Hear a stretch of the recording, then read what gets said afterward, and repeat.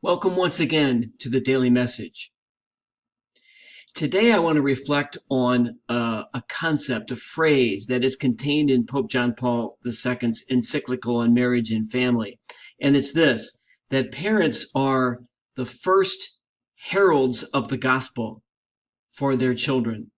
Let me read just a short excerpt from the encyclical. By virtue of their ministry of educating, parents are, through the witness of their lives, the first heralds of the gospel for their children.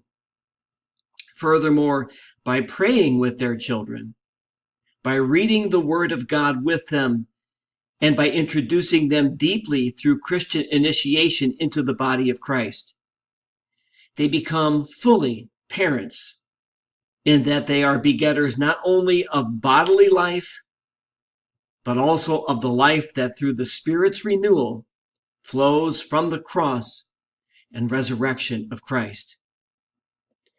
This little paragraph points out an extremely important responsibility that parents take on when they become parents. It is the responsibility to form the spiritual lives of their children.